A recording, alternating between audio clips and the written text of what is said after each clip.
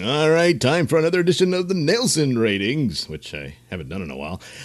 This one is a special bit of looking at the superhero films of 2017. And so I'm going to start off with the big winners, the critical and the profitable, of course, successful films that were big hits. And we'll start with Logan, which was the final chapter in the original X-Men franchise of films, and most notably the Wolverine character that portrayed by Hugh Jackman. And just a masterful performance, the best of the solo Wolverine films, the three altogether. And it's so, of course, reminiscent of old westerns like The Shootist and Unforgiven, that type of thing, of the hero's last stand and all that sort of thing. And it's exactly what it is. And it also, gives you an inkling of where the mutant story is going and where its possible future could be at the end of it. But basically, it's a self-contained story there, and a fine conclusion to that whole saga of those X-Men films, which really pretty much started the current superhero movie craze we're currently in. And so an important chapter in that regard, but and a saving grace, because the X-Men Apocalypse, yeah, that wasn't so great. But Logan was a masterpiece, really good, and so a big win there for the X-Men with Logan and his final battle. Now there's stories of. It looks like it's pretty much almost a done deal that Disney's going to buy the Fox and have the control of the X-Men characters and Fantastic Four as well. And before, when Hugh Jackman said, "Yeah, this is it. I'm done with Wolverine," because he's been doing it a long time now, so he's done enough of it. But he said, was there any way he would ever come back to it? He said, well, I guess if they did do something with the rights and they could have X-Men versus Avengers or something like that, I might be talked into doing it again. Well, yeah, that would be cool and everything, if only it had happened sometime in the past. At this point, and especially after such a great film like Logan, anything else he might do might take away from that. That's a great conclusion to his run. And so, there's going to be more X-Men. There's going to be, and eventually we're going to have another Wolverine played by somebody else. So, yeah, I think that's what they ought to do with that character, whatever they're going to do once they hammer that out for future films in this ever-growing Marvel franchise. Meanwhile, DC Comics has been struggling to catch up with Marvel, despite the fact that they could have had a huge head start, because Marvel had to build their own movie studio from scratch, whereas DC belonged to Warner Brothers, which is a movie studio. And you think they would have been able to map this out way ahead of Marvel, but no, they didn't. And they've been struggling, and they tried to make up for what Marvel did in about, 5 years in one movie with Batman versus Superman, which the extended cut I highly recommend, but mostly if you're a comic book nut like me, and especially a DC Comics fan. There's plenty of good stuff in there for you on that one, but as a movie on its own, for just somebody who wants to have a good time, I can't recommend it. And it breaks my heart to say it, but it's true. So there's been a struggle there, but Wonder Woman was one of the shining moments out of that film, and of course, her own solo film came along, and people wondered, well, can she? Boy, did she hold her own. I mean, this was a fantastic film, and being loyal to the source material in such a way that's reminiscent to me of the first Iron Man film, and it's very respectful to the source material and through its adaptation, and presents you just a great adventure story. And when, of course, no surprise if you've been listening to any of my podcasts or my videos, I lean right, so I'm always worried about super feminists that I see as misandrist preaching coming through. There's none of it in there, but she's still a strong, powerful woman, and she's a powerful superheroine, what have you. And it's just a fun, great adventure story, full of heart and passion. And some people were saying that the ending's weak. I don't think so. I don't know how else you were going to end it with the final battle with Ares and all that. I think it's as good as it's going to get as far as that was going to go. And wow, what a great introduction for Wonder Woman. And I'm quite the sudden fan of Gal Gadot or Gal Gadot. I never know which one's which. But anyway, great debut for Wonder Woman and a breakout success, and easily the best of the DC universe films so far. And there's one more. We'll get to that. But right now, yeah, that was a big hit. And, of course, holds the stage in the same position as Logan, I think, as far as being a very successful breakout film for the DC crew and for the year of 2017. So the next highly anticipated film was SpiderMan Homecoming. Now, this was highly anticipated because finally there was a deal worked out between Sony, because they got in trouble with Marvel. The previous two Spider-Man films, and I would say three, because Spider-Man 3 by Sam Raimi was awful. The first two are great, especially the second one is a classic superhero film. But after that, for some reason, it's like it's cursed. They just couldn't get it right. So a lot of the hope was once Spider-Man got integrated into the Marvel Universe, it'd be great. And for the Marvel Universe without Spider-Man, it was almost hard to believe they were able to be successful without him, but they were. But Spider-Man has been the face of Marvel Comics for so long. And so it was great to finally have him in there, in his appearance in Captain America Civil War, which remains the best Avengers movie ever made. The other two are just pretty much forgettable compared to this one. And Spider-Man's debut in there was really great and fun, and it looked good. So high hopes and expectations for his own movie. And finally we get it. It's awful. Oh man, what a letdown. Now, the best thing I can say about it is it wasn't Amazing Spider-Man 3. So it's got that going for it. And the only other saving grace is Michael Keaton's performance, which is great. But what can you say? He's Michael Keaton, veteran actor. He knows what he's doing. But as good as he is, nobody could save this garbage. And no, I'm not talking about the race swapping of the kids. Those kids could have all been white like they originally were, and it wouldn't have mattered. The story was awful. It was terrible. It was stupid. The Spider-Man suit, Spider-Man has a Knight Rider suit in the movie that talks to him, and it has more powers than he does. It's like, why does he even need the superpowers? You just wear the Spider-Man suit, and you're a superhero. Oh, God, awful. Oh, man. Now, I understood one of the ideas about Tony Stark giving Spider-Man a suit was interesting in the aspect of that. Gee, how does Peter Parker make that suit? Because the one that his homemade Spider-Man suit he made was more believable as to what the kind of suit a young Peter Parker could make. So this looks alone, yeah, sure. As Tony Stark gives him a suit, and you could say he had more sophisticated web shooters, and the lenses were kind of cool, and maybe you could see in the dark and that kind of thing. And then that's about it. But no, my God, it had all this other stuff, and of course a computer that talks to him, and like Kit. It was no good. And then the ridiculous, sitcom level soap opera type plot of the, oh my God, I'm dating the daughter of my arch villain. Gee, what are the odds? No. And again, there were some cool aspects how they linked it up to the alien invasion that the Avengers fought, and that's how the Vulture, gets his gear and all that. And that's all nice and cool, and it integrates well that way, but oh God, what a letdown. And I'm not sure I want to see any more of it. He's going to be in now. Like I said, the new guy, Holland, he did a good job with his little brief appearance in Civil War, and so maybe he'll be all right in Infinity War. I don't know, but we'll see. But he didn't really wow me in this one. But then again, I can't.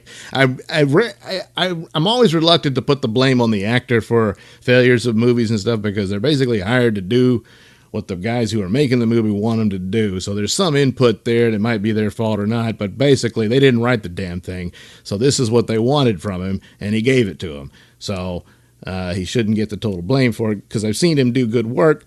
in Civil War. So maybe he can shine forth later. But oh man, what a bad beginning! Just no, did not like that one at all. So, so that was a dud as far as I'm concerned for Marvel. The rest of the world didn't agree. Spider-Man Homecoming did very well. So I guess I'm in the minority on that one, but yeesh. So, gee, that's terrible for Marvel, huh? Well, look out. Here comes Thor Ragnarok, which was, of course, a big hit. And really sucked the oxygen out of the room for the later in the year season of movies for my final film we'll be talking about.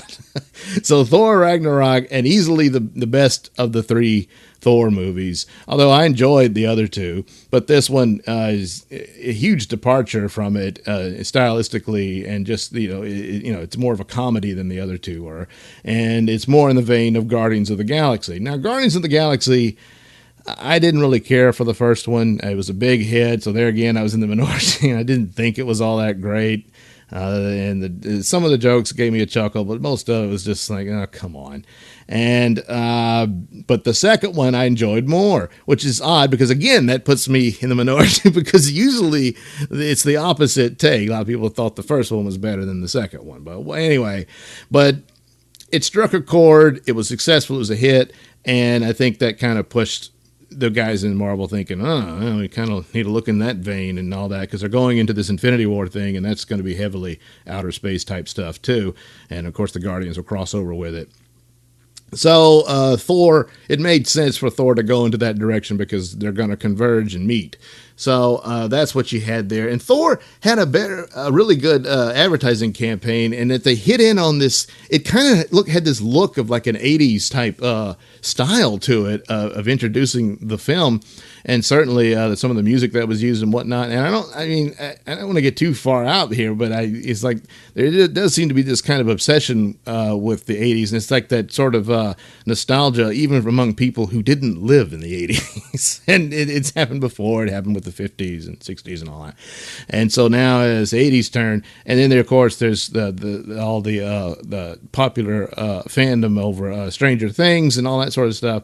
And so I don't know, I guess it kind of struck that chord, but it worked out well because the people showed up, and Thor was a smash hit, and deservedly so. It's a good film. It has its problems here and there, but I mean, certainly the hammer is just a dumb hammer. Apparently, it was Thor's power all along. So I guess the story of if you're worthy, you can lift the hammer just doesn't apply anymore as far as this version of Thor. I don't know, but I was a little shaky on that. And I did enjoy, for the first time in my life, Mark Ruffalo's performance, even though it was, I think that's really out of character for Banner. But well, what are you going to do? It didn't take me out of the movie. And so he does his comedic part. And I mean him as Banner, not the CGI Hulk was fine. But I guess that's him doing the expressions and stuff. I don't know. Anyway, Thor Ragnarok, a big winner here. And possibly looking at what we're going to see with Infinity War. And so there you go. Thor's a big winner there. Finally, we get Justice League. This was supposed to be the saving grace for DC Comics, and especially after Wonder Woman's being so good,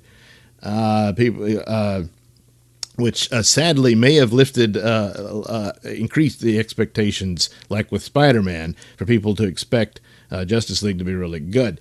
Well, we're hearing, before it even gets out, all kinds of problems with the production. Originally, it was supposed to be the first part of a two-part film, so there were going to be two films. So you can imagine that's going to do problems with whatever storyline they had in mind, and it gets shrunk down to one. Then poor Zack Snyder, who's never been able to do, except maybe Man of Steel, was his own vision of a film, because Batman versus Superman was not what he wanted. He wanted to do Man of Steel 2, but Warner Brothers ordered, no, we need to do that to build this world all of a sudden. And so he did. So he gets the blame when a lot of details and forces beyond his control. So, and of course, here, tragically, with his own daughter committing suicide suddenly, he couldn't complete the film. So Joss Whedon came in and touched it up. And there was always this talk of the Warner Brothers, we need more comedy, we need more comedy. So I was expecting a huge disaster going in. So there, by the time, and I always wait weeks later to see films because I just can't go to the theater anymore with crowds of people because they just will never shut up and they're always on their phones. I don't know. You think by now people would learn, but it makes it impossible for me to watch them like that. So waited. And I was hearing it's terrible, it's horrible. So then that lowered the expectations for me again. So maybe that's why I'm going to go with recommending the film. I think it's a great film. Well, great. I mean, it's a good film. It's fun. It doesn't deserve the hatred it's getting. And it followed a more concise and explainable story. Unlike Batman vs. Superman, which the theatrical version is really bad, but the extended cut gives you the full story, but still, Lex Luthor Lex Luthor looks a little bit better in this one. He does appear at the end of the credits. This is a little stinger there for you. And hopefully they'll go more in that direction for his character, should they revisit this. But the film overall, and people were upset about the CGI is bad here and there, but it's not enough to push me out of the film to the point that I can't stand it. And if you're that whiny about it, I don't know what to tell you. The Steppenwolf stuff looked a little bad, and then of course the mustache problem. Henry Cavill was filming Mission Impossible, and he grew a mustache for the part, and then when they needed the reshoots, they came back, I need to shave the mustache, and they said, oh no, you don't. So they CGI'd the mustache out, and it looks pretty bad. But it's brief, and I mean, it's not enough to destroy the film in my opinion. But the teamwork worked, and I was expecting not to like The Flash because I'd seen him in some interviews. So maybe the guy playing him is someone I wouldn't get along with, but his performance is good. And it works with the flow of the movie and with the team they're making. And the Cyborg character, very good. This is really good. And I would like to see a Cyborg movie if they follow in this vein, in this story. But I don't know that we're going to get one now. But I was amazed that they were able to get this much story in that amount of time for such a large cast, but they were able to do it. And then Aquaman surprised me. He's not the Aquaman you usually expect, but I liked him. James Momoa surprised me, and he really did a good performance. He was funny, and it worked, and it was great. I don't understand the level of hatred for this movie that came out, and all I can conclude is just that, Marvel, they're the cool kids, and they are, and DC is the dumb nerds that nobody likes. And so it's the group think, and that's it. No, you're no good. I mean, it would have to have been a monumental, super, Star Wars level smash, gargantuan thing. And it's not that. So it would have to, overperform, to get anybody to admit that it was a good film. So I don't know what else they could have done. And it's sad because now there's this big shakeup and stuff. Maybe they can stay on course because Warner Brothers did pretty good this year, despite the fact that overall Hollywood didn't do well. So maybe they can still take another risk here. But I'm afraid that's the end for Zack Snyder, probably, even though I don't think deserves the total blame here. But Justice League I do recommend as a good film. It's not in the league with Logan and Wonder Woman. It's not. But it's better than Age of Ultron, I'll tell you that. Age of Ultron stunk. So, that's something, huh? Well, boy, whenever there's this a rash of hatred against a film, you just can't go by that. They're not really telling you the truth. So, big winners, again, Logan and Wonder Woman. That's 5 gold stars for those two. And 4.5 gold stars for Justice League, because they really need it. And the same for Thor Ragnarok. Thor Ragnarok is just a fun, good movie. And I think Justice League is too. I think they're kind of equal there. But Thor really won that battle, and again sucked all the oxygen out of the room for that era. And then of course you're going into the Thanksgiving and Christmas type thing, so maybe it's not that great. I think Star Wars is the only franchise that can just dominate and do well at this season, so that might have been something to consider too. I don't know, but yeah, Justice League doesn't deserve the hatred it's getting. It just doesn't. All right, there you go. The Nailsin ratings 2017 for the superhero movies of this year. We'll see what happens next year for the line of superhero movies, because I don't think the genre is dead yet. Next up, of course, will be Star Wars, The Last Jedi. We'll have to look at that, won't we? Yes, we will. All right. You can follow me on Twitter at Mr. Nailsin, Nailsin. It's a play on my name, Nelson. And you can follow and listen to my podcast at radiomisfits.com, The Mr. Nailsin Show. Yes. And I have continuing chapters of superhero spoof stories there, and some Star Trek and Star Wars spoof stories from my science fiction character called Bubba Stargon, and my Batman parody, Night Knight, and other superheroes there too. So you can check out those little audio well, I can't call them dramas, can I? They're parodies. Those are in there, and then my rants and stuff about life and politics, but you could probably skip through that. Just go to the good stuff. And do check out my Poor Man Mystery Science Theater treatment of old movies at sellfy.com/Nailsin. That's SELLFY.com/Nailsin. Nailsin. Yes, it's just that simple. And there you can download the films. Full films are $1.75. Short films, 99 cents. It's really simple and easy, and you can enjoy watching crappy old films with me in my smart-ass commentary, cartoon sound effects, inappropriate laughter, and of course, due to an extreme lack of talent, sometimes bathroom humor is deployed. Also, you can go to Zazzle.com and look for the Mr. Nailsin store, pick up some t-shirts, hats, little $3 stickers, stuff like that with some of my artwork on it, and also some t-shirts from another show I co-host, the Rob Saul Show, and just check that out, and you can help out little productions like this for your old pal, Mr. Nailsin. Thank you for listening. I'll see you again sometime.